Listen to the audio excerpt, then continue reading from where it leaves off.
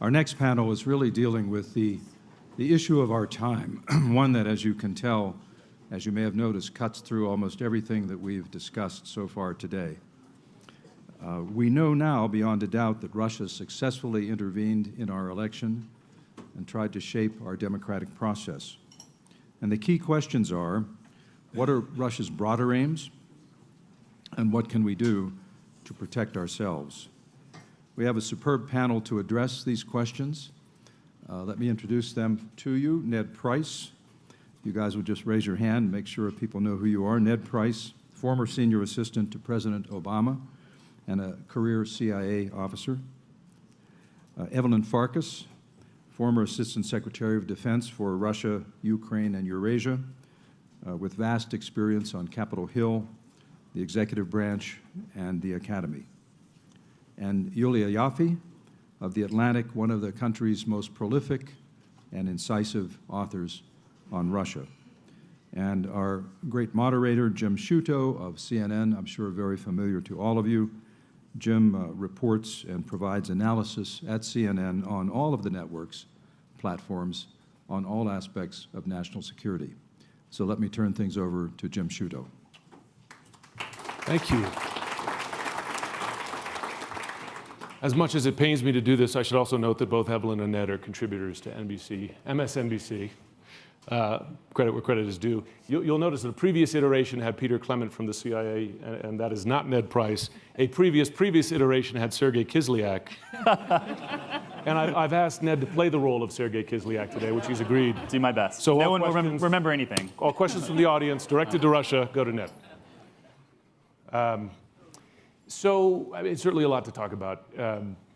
One thing that strikes me just since I've arrived 24 hours ago at this conference is hearing current administration officials asked how they rectify the official government and intelligence agencies' position on Russian interference in the election, rectify that with the president's public comments, if not to the contrary, often expressing doubts that his own most senior advisors do not have. And at times, delivering something of a confusing message. I want to ask Julia, because you know Russia very well, how does Russia read that counterpoint, that dissonance between what the president says about it in public, and we don't know what truly he said in private to Putin, and then what the agencies and his senior advisors say about Russian interference? Well, this is why they like Trump. They think that he brings a fresh view on Russia to Washington. And as one person close to the Russian foreign minister told me, right now Trump is Gulliver tied down by the Lilliputians. He's trying to establish better relations with the Russians, but the Washington establishment, the national security foreign policy establishments in Washington that hate Russia, in the Russians' view, and I think that's pretty accurate, are not giving him room to maneuver. And he's expressing the line that they obviously agree with and trying as much as he can to get rid of the ropes tying him down, which is also why you see these impromptu meetings very secretly on the side of the G20, on the sidelines of the G20, allegedly the president's son-in-law attempting to open up a back channel with the Russians. I think the view is that you want to bypass and circumvent the national security establishment because they hate Russia anyway. They have a very fixed view on things, and it's keeping everything frozen in place. Do they see that as an advantage? What is it? As an advantage that they have an American leader who doesn't take a hard line on the interference. Absolutely, but right now I think they're very frustrated because they haven't really gotten that as much as they thought they would have gotten by this point with President Trump because, again, he's tied down by the Lilliputians. Right. Evelyn, I know you said to me as we were preparing for this that it was your view that President had a year to deliver, in effect. Explain what you mean by that. It's because, Jim, well, first of all, I should say thank you very much to our organizers, Clark and Walter Isaacson, Jane Harmon, everyone who made this great conference possible. I would say the reason I say that is because Vladimir Putin is going to announce that he's going to run again for re-election as president of Russia next year, early next year. And that's why I figure Trump and Putin have about a year together to make some new cooperation. The reason for this is because when Putin first came to power, and I think everybody here knows the story of, he made a deal with the Russian people that they would get borscht in their bowl, their economic situation would get better. That, of course, is no longer possible. Now he's got the nationalist bargain with the Russian people. I'm going to make Russia great again. You're going to feel great about being Russian. And that means that he has to use nationalism in his campaign when he's running again. And the flip side of his nationalism is an anti-Western, anti-American, and anti-liberal democracy kind of rhetoric. And I don't see that sitting very well with our government and even with our president. So I think that the timeline, and even the Russians themselves, you've heard the Kremlin spokeswoman saying, or I think actually the Foreign Ministry spokeswoman saying, we're at the 6-month mark. They're very much aware of the timetable. And that's why I said the year. So what would be in that category? What would be considered wins from, if, for instance, the removing of sanctions is too high a bar, what would Russia consider a win in terms of we're getting payoff? Well, what the Russians want, I'll start with that globally. I mean, they would like freedom of action. They would like to go back to a 19th century sphere of influence, certainly in Eastern Europe and in Central Asia, the former Soviet space. But they also would like it in Syria and other places. So I think the first place where we see the maximum likelihood for some kind of deal between the United States and Russia that would be a cooperative deal would be in Syria. I don't know what that is, but we see signs, if indeed it's true that now we've removed our funding from the CIA-backed forces in Syria, that certainly would be a concession to Russia, which would lead Russia to be even more stronger at the negotiating table, because ultimately this will all be solved, this being the Syrian civil war, will be solved at a negotiating table. Can I just jump in here? The sanctions bar, I think, was not very high. You had Mike Flynn, the former national security advisor, very short-lived, promising essentially in December that the sanctions imposed by outgoing President Obama would be essentially the shortest-lived U.S. sanctions ever. And here we are 6 months later, nothing has happened. And you see the Russians are extremely frustrated by the expulsion of their diplomats / espionage people and the seizure of their compounds. And they're making extremely anti-American statements, calling Americans highway robbers, et cetera, threatening retaliation. Finally, it's kind of a delayed reaction, finally threatening retaliation for those last Obama sanctions. And there have even been some stories that are not so positive about the administration, little kind of warning shots. If I could just add on to that, I mean, we can all argue about whether the election of Donald Trump was actually a win for Vladimir Putin. I mean, there's clearly a case to be made that it was, given President Trump's pro-Russia stance from the outset. But there's a countervailing case that maybe it wasn't. Obviously, President Trump faces a lot of political pressure, and everything he does vis-a-vis Russia is now under a microscope. But I think in another way, Putin has already endured possibly the greatest win he could have ever imagined. The fact that there is a panel here that we are talking about Vladimir Putin as a master strategist or master tactician, and obviously this is not a singular experience. This has been repeated over and over at Aspen and other prominent forums. What Vladimir Putin wanted, just about as much as anything else, if not more, was to be on par with the United States.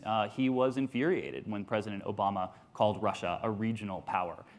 He wanted to be the superpower. He wanted to be what the Soviet Union was in its glory days. And in a way, he has put himself on par with President Trump, who spent nearly 4 hours with him at the G20. I want to get to the sort of strategic win versus tactical win for him, because I know there's some debate about that. But before we get there, I remember I was sitting on the same stage this time last year with Director Clapper, 2.5 some odd months before the IC officially named Russia, but he was all but naming Russia as being responsible.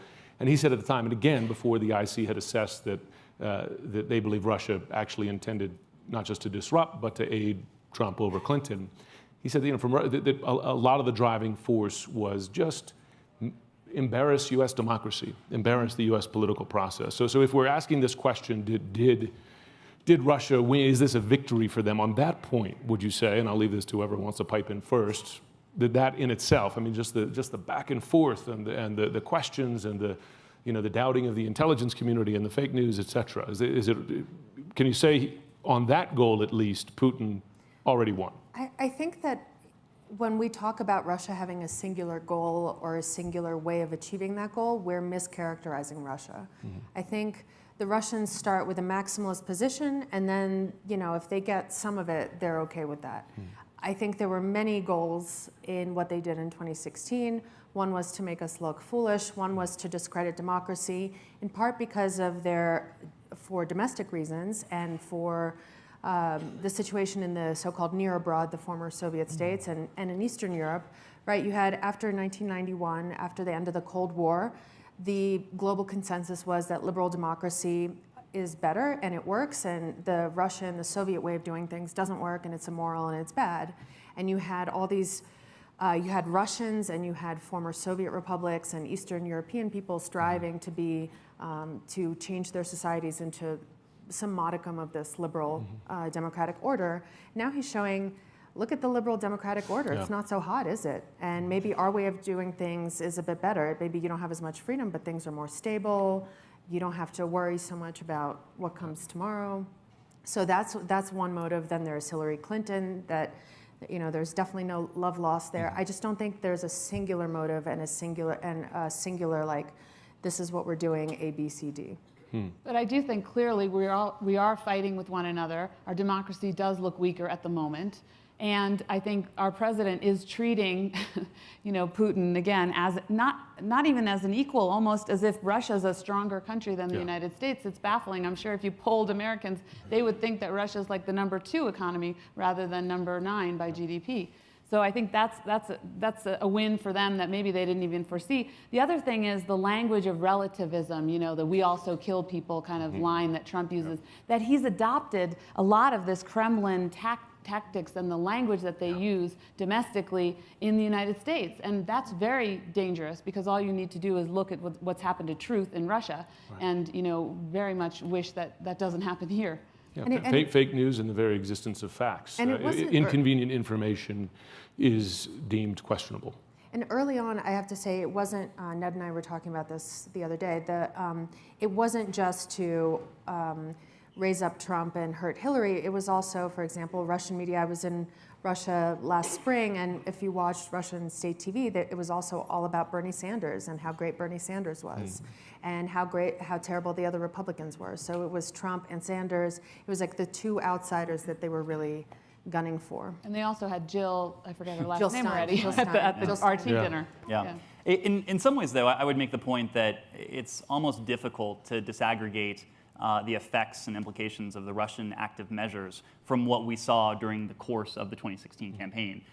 It was novel in a way that we had a Republican nominee and later, and before that, a Republican contender who used some of the same language that the Russian propaganda started using in 2015 and escalated in 2016, talking about a rigged system, talking about, in the context of the primary, having all of Colorado's delegates go to Ted Cruz, even though they essentially split the vote. And then, of course, as the election itself became closer, a focus on, again, a rigged system. Hillary could steal the election. Then Republican nominee Trump may not honor the election result. So obviously the Russian active measures had an effect, but I think even in their absence, the Russians would have been gleeful at what they saw as perhaps an unwitting accomplice, we hope an unwitting accomplice, in the form of Donald Trump, in some ways doing the same work they sought to do.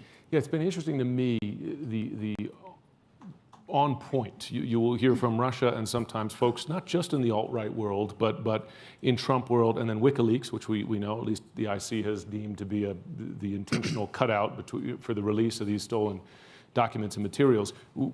Almost the same language you will hear criticizing whoever the opponent or target is of the day. I mean, even with regards to CNN. I mean, WikiLeaks will tweet something about CNN that is almost identical to what you're hearing coming from the White House, even phraseology, and same. Some of the Russian embassy's very active Twitter accounts in the UK or the US will parrot language that you hear. So what you talked about, it wasn't just during the campaign, it's today that you have a common message. Yeah, Well, go ahead. No, I was just going to say, because I love to make this point, because it drives me crazy when former Director Comey says the Russians are coming back.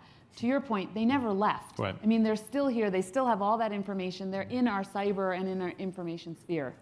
And it's broader, I think, than just WikiLeaks and the overt or semi-overt organs of the Russian government. I think one thing that we've noticed even after the election, you take what the sort of trending story in alt-right, so-called alt-right circles in this country after the April 4th chemical attack in Syria, and the hashtag Syria hoax started in Russia and with pro-Bashar al-Assad news site, and somehow made its way to the United States and started trending in some of the same circles that now are collectively known as the alt-right. And I think the sort of linkage between the two is not something I'm sure we fully understand, how something jumps across the Atlantic like that and tends to land with the same group of people after originating in pro-Russia circles.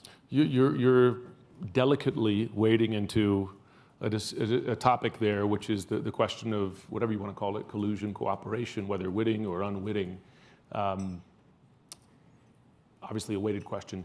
Based on what you've seen, particularly in the last week, where is you're a former CIA officer, you had to make a judgment to your boss, write him a report saying, based on what I've seen, is there a case to be made here? Where do you stand on that? Well, frankly, I was surprised that there would be, explicit documentary evidence pointing to what could be, collusion or conspiracy. Obviously, there's a lot that we don't know about where that meeting went, if it died on the vine there, if there were subsequent conversations. But I would make a point that a former colleague of mine has made in speaking about collusion in plain sight, which I think is something that we often overlook in this context. Yes, there could be covert collusion that Bob Mueller and his team are looking at, but let's talk about what we know. Roger Stone talked openly about speaking with officials from WikiLeaks and knew somehow in advance that, as he put it, John Podesta's time in the barrel would soon be here. But I think more alarmingly, you had the Republican nominee in the final month of the campaign alone, 164 times, cite WikiLeaks, rave about WikiLeaks. I love WikiLeaks. He talked about Hillary's missing emails. He most explicitly said, Russia, if you're listening, I hope you can find them. So there's this covert collusion, which is, again, I think the jury is still out. But I think we also have to factor in overt collusion. And I'm not a lawyer, but my understanding of the law is that conspiracy need not be hidden from the public in order to be a crime. And so I think we need to look at this holistically when we talk about what may have gone on in the 2016 election. Looks like you wanted to. No, I would agree with that, actually. I'm nodding in agreement. What about the argument, though, that, listen, I mean, there's collusion, and then there's, well, you could say maybe shared interests, right? They could have a more innocent, I mean, not a friendly interpretation, right? How do you respond to that? Well, so just quickly, I would say it's certainly possible, but I think what makes that less likely is what we know had transpired behind closed doors, from Roger Stone to the early June meeting, and then of course what we don't know. So if it were just the overt, extolling of WikiLeaks, that would be one thing. But I think when you marry these two together, it paints a much more sinister picture. There are too many. There are too many unanswered questions. I mean, we forget there's so many meetings by so many Americans, and we still don't know what was Jared Kushner discussing with Sergei Gorkov, the head of this bank that's sanctioned by the United States that he can't do any business with. And right there in the transition time period, and what was he doing setting up this mechanism, and why are they always trying to hide these meetings? So I think the unanswered questions lead us more towards suspecting that there's some sort of collusion. The outstanding question that I still have is the one that popped into my head when this first came on our radar, is the Russia I know didn't know what the DNC was, and it certainly didn't know what the DCCC was. And if you watched, for example, them trying to, for example, the START treaty when it was signed in 2010, I believe, And Obama said, okay, now I have to take this to Congress. And Putin was furious. He said, what do you mean you have to take it to Congress? I too have Congress. You know, they didn't really have a good understanding for how our political system worked. They were so far behind in terms of lobbying on the Hill. And then all of a sudden, you know, they wander into the DCCC servers. They know which precincts in Florida to target, you know, where to disseminate information, false information about Hillary Clinton to drive down voter turnout.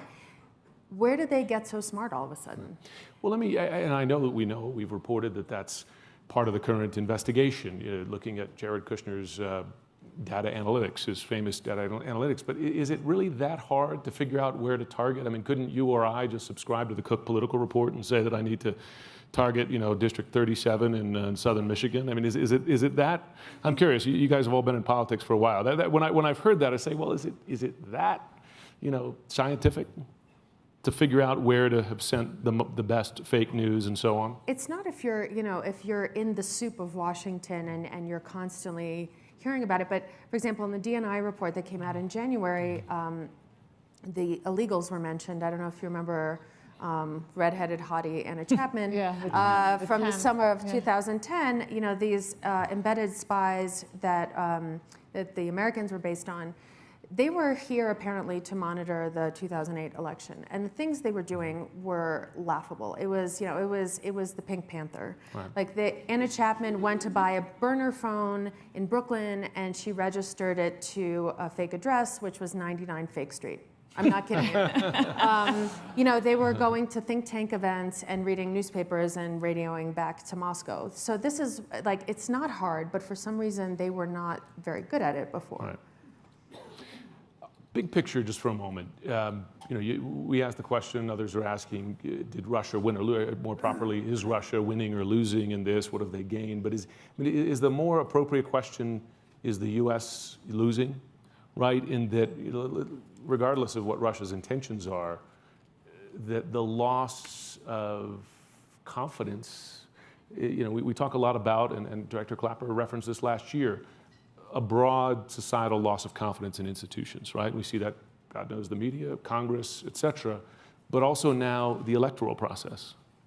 And not just, you know, questions and no evidence of voter tally interference, but people ask questions now about it, and that's an insidious process over time. Is that really the question? You know, is the U.S. losing? And from your point of view, have we effectively lost something from this? I think we have, but it's not necessarily the Russians doing. I think we give the Russians a little bit too much credit, and we did a lot of this to ourselves. Also, we don't have to subscribe to the Russian framework for seeing how. So when they see, you know, closed hearings and headlines and leaks, they think, wow, it's a circus, and look at us, we're so stable, we don't leak at all. To me, that's strength. You know, that's our democratic system working and fighting back and trying to right whatever wrongs may or may not have happened. They also didn't create Donald Trump. And they didn't create the suspicion toward elites and toward Washington. And the divisive political environment. Yes, they didn't create Fox News. They also didn't create the Electoral College, which, by the way, tremendously helped the Russians. You know, you can meddle with a few votes in a key state and a key precinct, and it has a massively outsized effect because of how the Electoral College is structured. They didn't create any of these things. And it's not up to them. You know, we can sanction them, we can punish them, we can fret about our loss of standing abroad and questions about our democracy, or we can, you know, kind of shut them out of our brains and think about ourselves and think about what we did to get here. I mean, I think domestically we have lost a lot in terms of our own confidence in democracy, and that is a win for Putin, sadly. But I think internationally, the harm that we've inflicted upon ourselves has been because of, frankly speaking, who we have in the White House running our foreign policy, because our foreign policy is something that has alarmed, put off, enraged various allies and partners around the world. And so whether it's withdrawing or taking some action that they don't agree with, it's been counterproductive in as much as we've, again, lost friends, lost allies, lost standing. And Putin didn't do that. Putin isn't, making Right. Trump cozy up to Sisi or Duterte and snub Merkel. Right. Call me an optimist, but I think we can fix what ails our country. I think, to Evelyn's point, the much more permanent or enduring damage will be the collateral damage to NATO, the collateral damage to the transatlantic relationship, the collateral damage to multilateralism, some of which has been inflicted as a result of the strange bedfellows that are Putin and Trump, but partially just President Trump. I think what we can't fix is the notion that I think a lot of our allies previously didn't accept, that the United States, in all of our history and might, could elect a demagogue. I mean, once we've crossed that threshold, there's no putting that genie back in the box. And I think there will be profound doubt going forward. I think there was remarkable confidence in the United States that we would ultimately do the right thing, whether it came to discrete policy decisions or national elections. And I think we may have, lost that latter category, even if we can address sort of the institutional challenges that we've faced more recently. But I would one-up him on the optimism because I do think ultimately, I really firmly believe, I'm the child of Hungarian refugees who came to this country for democracy, for economic opportunity. And so I believe that our institutions will prevail, our judiciary, the fourth estate, the media. What you guys are doing is really important. So it will take some time, and we're in a rut right now in terms of our international standing as far as being the standard for liberal democracy, but I think we can regain that. It just will take time. I do want to get more to optimism. Before we do, the current battle space, as it were, I don't speak to a single person in the Homeland Security world, IC world, Democrat or Republican, who is confident in the current response to current interference from Russia, probing attacks, many of them continuing to probe voter registration systems, et cetera.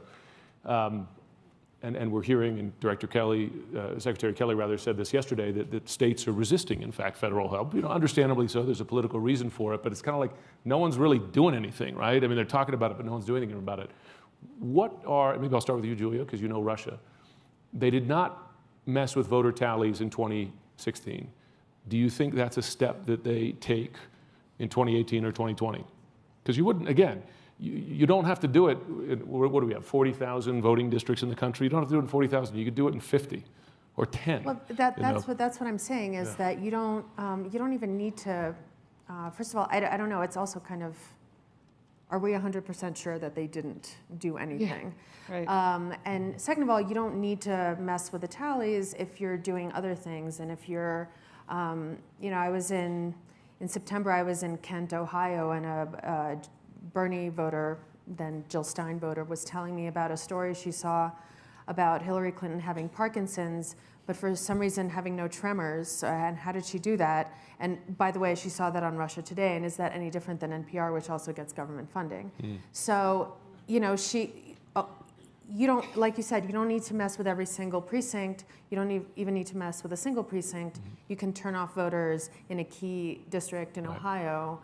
And because of the Electoral College, that can have a massively disproportionate effect. Did you, in your job, and I know you left in 2015, but Ned, I'll ask you the same question. As we have said before this, and you've referenced earlier in the chat now, it's not the first time a foreign power has interfered in different ways, right? China in 2008, so on. But the difference here is the weaponization of the information.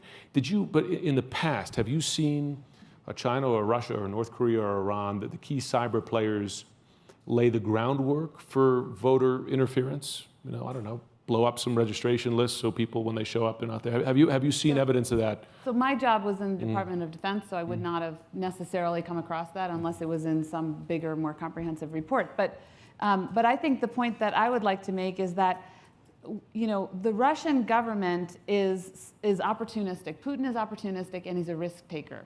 So to answer your question about do you think that Putin would actually go further and get into the roles? Yes, if he sees the opportunity and he sees that there will be no price to pay, that we're not standing up to him, then he will. Then he might. I shouldn't say he will. I don't know for sure. But he would assess the risk as being relatively low and the gain being as relatively high. And this is across the board. It's not just in the cyber realm. In the Department of Defense, since actually 2012, I mean, we've been talking, at least among ourselves in the government, about deterring Russia. Because if you don't stand up to this Kremlin, then they won't stop. I mean, the first invasion and occupation of one of their neighboring countries happened in 2008. And they're likely to, they repeated it, of course, we know, in Ukraine, in 2 different parts of eastern Ukraine, and illegally annexed, illegally changed the borders by force, by military force, first time since World War II. And there's a whole litany of other things. I have like 12 things on a list in my pocket that I could read to you. But the reason that they kept doing these things, and to this day, they're still moving the border in Georgia, and again, I can make another list of 12 things they've done since Trump came into office. They don't stop because the price is not high enough. So we have to deter them in the cyber realm, in the conventional military realm, in the asymmetric military, unconventional realm, in the information space. And some of it will involve the private sector. Some of it will involve increasing transparency and tightening up our laws, setting up task forces for electoral reform and vigilance in DHS and other places, task force on Russia to look at the dark side interfacing with the white side, if you will, in the financial world, in the cyber criminal world. So that's a long answer But to your you question. can, to that point, you can argue that the previous administration did not get the make them pay for it balance right either. I am on the record advocating for us doing more on deterrence, and certainly with regard to the information operation against our election, I was no longer in government, but I believe we should have done more. So to undo those sanctions out of the 4 different buckets of sanctions we have, I think would be appalling because we actually need to do more. Now, do you want to jump in? Yeah. So going back to the 2016 election, I think in your question, it seemed to be baked in an assumption that the Russians were not going to try to meddle with ballots, to alter vote counts. And that is not true. You mean they attempted to? No. There was never an assumption that they wouldn't try and go there. Right. There was never an assumption that they had a baked-in red line and they wouldn't go past that. And so I think that's important to understand the response that the Obama administration undertook, understanding that the paramount objective was to ensure the integrity of the vote itself. And that is why there were a series of both public and private warnings to the Russians, starting on August 4th with Director Brennan to his colleague Bortnikov in Moscow, that culminated in October 31st, when we sent the final message via a long-standing nuclear channel warning the Russians not to do this. Accompanying that was concerted work with the states, 48 of which ultimately worked with DHS to protect their systems. But so it was not a given that we would not be there in 2016. And so I think it cannot be a given that the Russians won't try and go there in 2018 or 2020. This is, to my knowledge, the first time that an adversary has used essentially active measures in the context of an election. And Donald Trump, strangely, has spoken of the North Koreans and others meddling in prior elections. Perhaps others are familiar with that. I am not. But when you look at what the Russians have done in the past vis-a-vis our elections, Julia mentioned the Directorate S officer who was tasked to monitor the 2008 election. In that same January 2017 report, there's also an example of the Russians' recruitment of a Democratic Party activist in the 1970s to gain intelligence on Jimmy Carter's campaign. So this is, certainly a modernization of that tactic, and I think we can be sure that when 2018 and 2020 especially rolls around, they will have developed even newer and more novel tactics, and perhaps they will be bolder. And I agree that especially should Congress not act on the sanctions bill that is now languishing in the House that passed the Senate with 98 votes. I think that will send a very strong message to Vladimir Putin, especially coupled with the perhaps tepid message he may have received from Donald Trump at the G20, that the green light is on. I want to go to audience questions, but I just want to ask one more big picture question. There are a lot of very serious people, some who were at this conference, who are serious about fighting off the next attack from whatever country it comes from, Russia, et cetera. At the same time, as I mentioned when I started, you have a commander-in-chief who, at least in public, doesn't express any sort of great urgency about it or even conviction that it was Russia who did it. And I just was going to recount that a diplomat from a country that I won't name described a conversation between his head of state from a country I won't name with the president, where the president, in that conversation, disagreed with his or dismissed what his Secretary of State said. He said, well, Secretary Tillerson says that, but I'm the president, on a major national security issue, not election meddling. How can, our partners, but also domestic agencies responsible for this, or states, or even lawmakers, take the effort seriously if the commander-in-chief, or pursue it seriously if the commander-in-chief is not behind it? That's a huge flaw, and again, as Julia said, not to be put at the door of Vladimir Putin. Unfortunately, this is the way our president manages, because he should put people in place who agree with him, or at least are going to agree with him once he makes the decision. In this case, of course, for people like me, I'm quite happy to see reasonable people who agree with my overall perspective on Russia in cabinet positions across our government, pushing back, trying to educate our president, and trying to at least do no harm and perhaps defend us better. I would imagine they want to defend us better, but I think the president can be an obstacle in this, and I think that puts us in a dangerous situation. Mm-hmm. Ned or Julia, before we go to the audience? So I would make the point when it comes to states working with the federal government to fortify their systems. A lot has been made of how the Obama administration tried to be bipartisan in its approach to responding to this.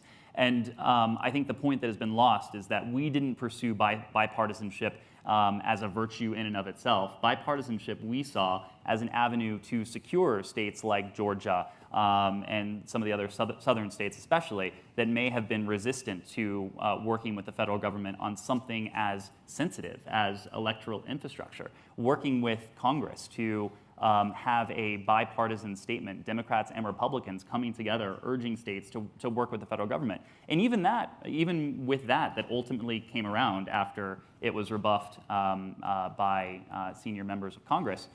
Even that only led to 48 states. You would think on a challenge as dire and significant as this, that all 50 states would be jumping at this offer, but I think it speaks to the need for elected officials from both parties to really sing from the same sheet of music when it comes to the states. Yeah, I still want to hear who those two states are, but DHS won't say. Julia.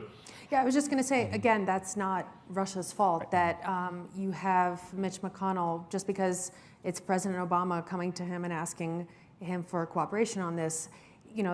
The Russians didn't make McConnell an obstructionist who hated President Obama. They didn't make certain states not cooperative with DHS. Again, a lot of this, the Russians are kind of, there's a lot of talk about counterterrorism at this forum. In some ways, the Russians are terrorists. They're using fear. Well, no, they're using loopholes in our society that are usually strengths, right? The same way the 9/11 hijackers weaponized, freedom of travel, student visas, things like that against us. The Russians are doing the same thing in the sense of, they're weaponizing our federalist system, the partisanship baked into our system. Again, they didn't do that. They're just weaponizing what we have. You said fear. Yes, they use fear. And I think that's the dangerous aspect of this, because speaking from the military, from the military portfolio that I used to have, or the defense portfolio, the Russians, their military doctrine is very dangerous because it's built on fear and this escalate to de-escalate doctrine, which I won't get into in detail, but the point is that they'll do something so outrageous that we will be back on our heels, we will be afraid that they'll escalate further. In the context of the cyber, the information operation against our elections, possibly one of the reasons I can't get in President Obama's head, but I can well imagine, based on conversations we had in other situations about Russian actions, that he might have been concerned about escalation. So that's a fear that the Russians will escalate. So I think they are terrorists also in that respect. Fear and doubt, I suppose you could say. So let's go to the audience now, if we don't mind. I see someone in the way back here, and I think there's a mic near you. Yeah, it's coming right behind you. I just asked you so we could get more in. Shorter questions means more conversation. My name is Jamie Weinstein from the creatively named The Jamie Weinstein Show podcast. My question Good plug. deals with the centrality of Vladimir Putin to Russia's current kind of aggressive geopolitical stance in the world. If Vladimir Putin, excuse me, would disappear from the world tomorrow, would whoever took over, likely to take over, continue this posture in the world? Or is Vladimir Putin the one who's directing kind of this aggressive stance, not building up the Russian economy in a way that's sustainable?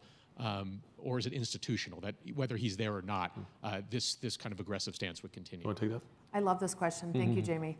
I think we in America fall into this fallacy that if you just remove Putin, democracy will flourish, and all Russians just, it's like riding a bike. They all just know how to do democracy, and they will all do it. Russia is 143 million little Putins, and Wow. Goodness. even some people I love, I include in that category. It's baked into the culture, into the society. I think in some ways the Russia that we wanted to believe in, that existed for 9 years between 1991 and 2000, was a kind of macro-historical blip and deviation. And talking about places with deep states, you have like a lot of the structure in Russia. The reason this is working so well for them is a lot of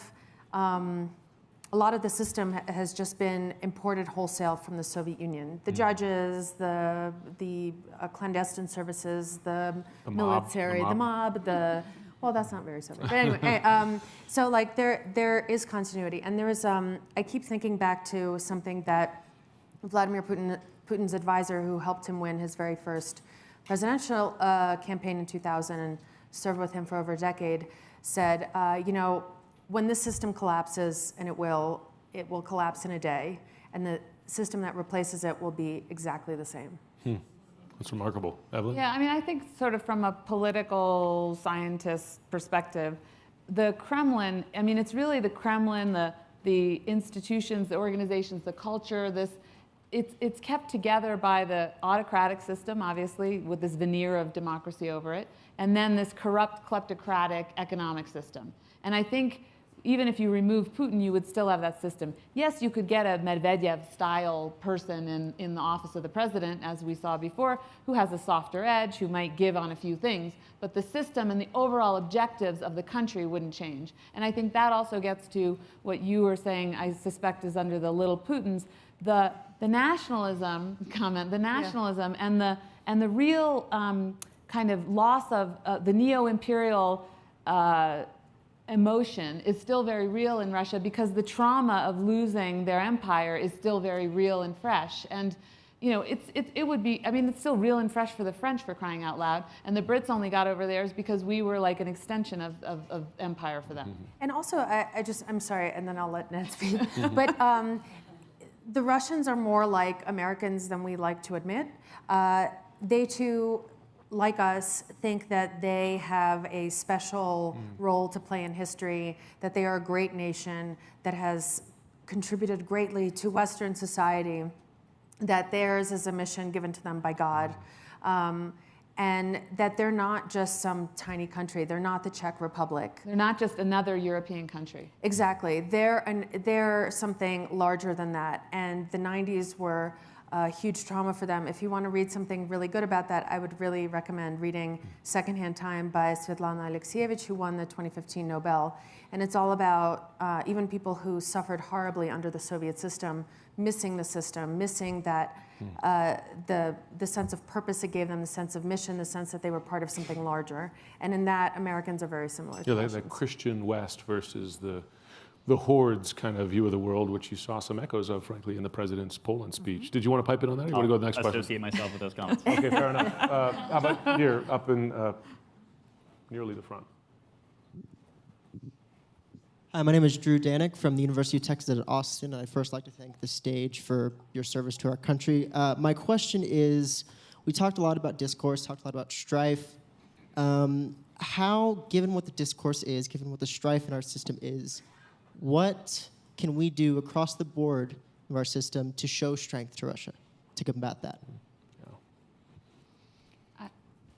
Okay, sorry, but it's your turn to talk. You Well, go. look, I think one of the most important elements of this, especially as we look forward to 2018 and 2020, is developing antibodies that will help Americans and will be there as we see this come back towards us. I mean, again, the optimist in me hopes that this was a one-time thing and Putin, spent all of his ammunition on 2016, because part of me wants to believe that it can never have the same effect, because Americans are now much more familiar with what a foreign government's covert influence campaign looks like. It's been the topic of conversation since the summer, essentially, and given this administration's foreign policy, I suspect it won't be going away. So I think part of the response will be essentially baked into our psyches, I hope. Perhaps that's optimistic, but. Can you The argue only that we're part- seeing that? I'm just, not to get too Pollyanna-ish here, but listen, you're only 6 months in, but a very divisive time. You have courts making difficult decisions, and sometimes not always in the same vein, but you have a judicial system that's operating independently. You have a attorney general who recused himself, right, which the president clearly didn't like based on his interview yesterday. You have, if I can mention, media not being cowed by by the threats from on high. Do you see some optimism in that, Evelyn or Julia? Yes, but I would add to that. I think the most important thing, if I could pick one word, and it used to be deterrence, but now it's transparency. Because what I've seen is we have to fight against corruption in our country, in our electoral process. And that starts from everything from NGOs. I also have an NGO affiliation. The media writ large, where there is money, we need to know where it's coming from. We need to shed light on it. We need to outlaw things that we consider inappropriate foreign interference. We need to make people write down on paper who they're, if they're lobbying the U.S. government on behalf of a foreign government. We need to tighten our laws. We need to enforce them. And basically it just comes down to transparency, getting rid of corruption. And we need to not get exhausted, and I'm probably just talking to myself up here. Watching all this is exhausting, because every day, just watching the news is exhausting. Forget like reporting it or commenting on it. This drip of crazy news stories coming out of Washington about the Russia story, about what this administration is doing. I think if I'm sick of it and I'm exhausted by it, I can't imagine that people in like Tuscaloosa are thrilled to be getting the next New York Times push alert. So I think being vigilant against that, against indifference and exhaustion. And Jim, Evelyn mentioned it, I just want to go back to it, and you're more expert on this than I am, but the role of the media, and I think the media's behavior going forward will also, I think, has evolved, and I think and hope that evolution will show through. But you look at what happened in 2016, the most vivid example of which was on October 7th, when the US government formally attributed the meddling to the senior-most levels of the Russian government at 3:30 p.m. And then at 4 p.m., you have an Access Hollywood tape that comes out via the Washington Post. And then at 5 p.m. or later that afternoon, whatever it was, you have John Podesta's emails start to trickle out. And I think what we observed, certainly what I observed, is that there was a lot of attention paid to that statement during the 30-minute period from 3:30 to 4 p.m. But then it all went away. And from October 7th until November 8th, there was a media frenzy on John Podesta's emails, focused on the substance and the content, but not the origins. Right. But to be fair, that day I actually happened to be having dinner with a Clinton campaign staffer, and all he could talk about was the Access Hollywood tape. And the Clinton campaign really emphasized not the October 7th statement, but the Access Hollywood tape. But it wasn't just a statement. It was, this term is loaded, but the collusion on the part of certain elements in the media and Guccifer 2.0, the Russian cyber persona, who would send scoops to individual reporters and say, hey, you should take a look at this. And then lo and behold, major media outlets would write on the scoops provided by this Russian intelligence officer. Collusion. Use the word collusion there. but Let's use the word collusion. The media colluded with Russia. Cooperation, collusion, whatever you want to call it. I mean, it's certainly working with.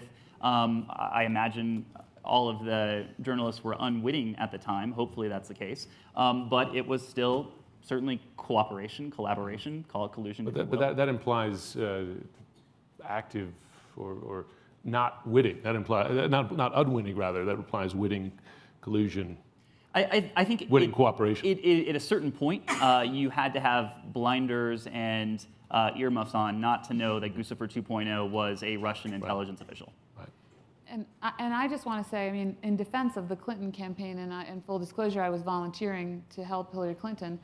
I was actually upset because I was watching what was happening in the media. I paid close attention to that, but I didn't feel that the Clinton campaign actually fully understood what the Russians were doing, and they didn't take it as seriously. And I wrote a couple op-eds saying, President Obama, please tell America. And part of what I was thinking also was, and please tell the campaigns, because they're not getting it. So I think this gets back to my macro point, or another macro point I make often, and these guys heard me say it earlier, which is that the intelligence community needs to get better at sharing information with the public and with our partners and allies, declassifying things that we need urgently. Because I think part of the problem was that report that came out, I mean, I was asked to comment on TV, and a lot of reporters called me and said, this is weird, why is this RT thing attached to it? And there was a lot of scoffing at the report too, which I thought was missing the point, because it's not how the report looks and what was in it. I mean, it's the message, it's what the Russians are trying to do. And so I think the intelligence community needs to do a better job providing more information and declassifying. And I know we have to preserve our sources and methods, but at some point, sometimes maybe you have to actually compromise some kind of source or method if it comes down to saving American democracy. Yeah, there was. I remember the January report, and yeah, it was a little disappointment. You're like, lift the veil a little more. So, but I understand dealing with you guys that a lot of the stuff is very close hold. Just because we're getting close to 5 minutes, I want to try to get. I would love to get 2 more questions in, but where can we go here? In the blue shirt here. And then, Hi, okay, Charlie actually, Dillon. him first, and then we'll come to you. But if you make it short, no, you got the mic, and then if you make it short, we'll try to get both in. Will do. Charlie Dillon from Duke Law. Jay Tapper interviewed Hillary Clinton during the campaign, and she said that she had been contacted by foreign leaders wanting to endorse her to, quote, stop Trump. Jake did press her a bit as to who they were, but she wouldn't disclose who these foreign leaders were. I'm thinking, number one, should we assume that they shut everything down and didn't try to do anything else to influence the campaign? And would it help if we broaden the discussion about all foreign nations who are trying to influence our campaigns? Or am I completely wrong? Do you see significant evidence of other governments, even friendly ones? So I would start with the proposition that it's natural for governments to have policy preferences. Clearly, I would suspect lots of the NATO member countries were made uncomfortable listening to Donald Trump during the campaign speak of NATO being obsolete. So I think the issue is that in today's environment, there has been an attempt at criminalization of policy preferences on the part of foreign capitals. But I think we have to remember it's a far cry from a NATO member country, privately rooting for Hillary Clinton and strategic adversary getting involved in our election with active measures, covert influence, social media, you name it. They weren't probing and scanning our election infrastructure. Yeah. Gentleman here. There's a mic right over your shoulder. Has any of you considered the business role of the president and Russia? Because he has, right now, no one will lend him money in New York City. No one will do business with him in New York City. He owes a great deal of money. Where does he get the money? And there are a lot of rumors that he gets it in Russia. Have any of you explored any of that? Well, his son said they get most of their money, or a predominant amount of money. Both his sons said. Both his sons, right.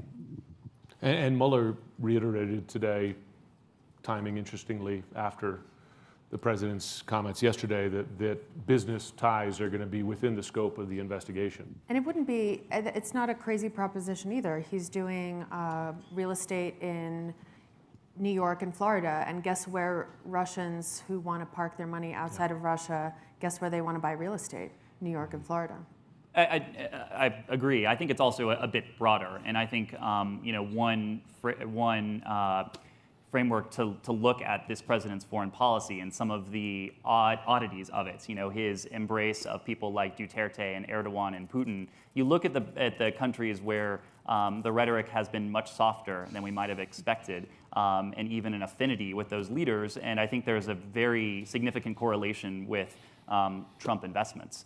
So I think we sort of have to look through the conflict of interest lens when it comes to foreign policy more broadly, not just at Russia. And some of it, as you're saying, hiding in plain sight, right? I mean, it's not on the down low. But the influence that the Russians have on him may be greater because of these business ties and because he may owe them money. And then, of course, there's the issue of his campaign manager and all the work that he was doing, and now whether he was indebted to Russians or not. It was interesting, the $17 million in debt, and then there was a $17 million payment that came from a Ukrainian-type business. But that's probably just an accident. Yeah. We could probably squeeze one more in if just you here.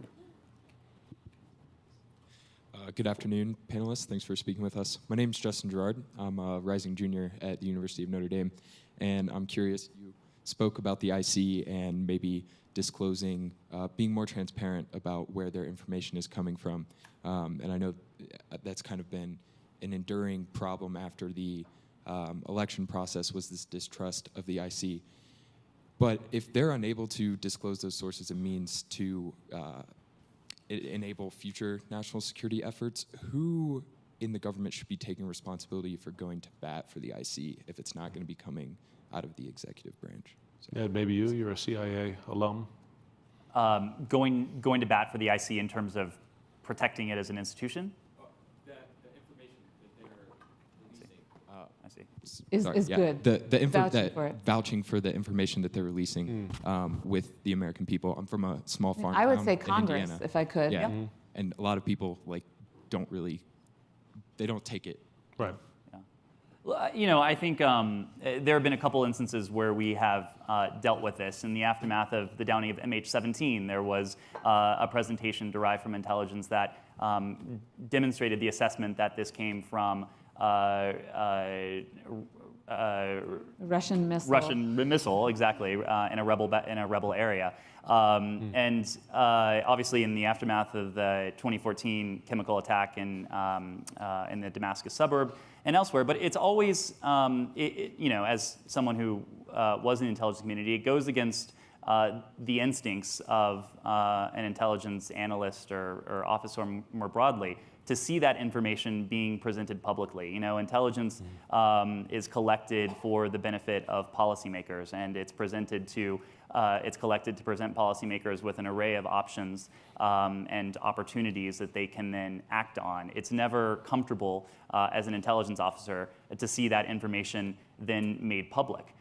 Having moved to see this from the policy community, I certainly understand quite a bit more why it's necessary, and I think it's actually indispensable when it comes to efforts like this. But I think the problem now, and to make this even more topical, is that there has been an assault on the intelligence community from the executive branch itself, and so I think going forward we're going to have a problem where if there is another MH17 or if there is another instance of Russian meddling, the intelligence community, the presentation, will be crippled by the very statements that we've heard come from the President of the United States and his spokesperson. So I think that is another institution in broader American society whose reputation has suffered needlessly and wrongly, in my opinion.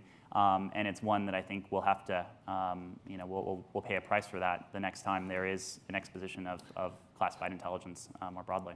All right, we're gonna have to strict time limits here, so we're gonna have to leave it there. Let me please thank and ask you to thank Ned, Evelyn, and Julia. Thanks, guys.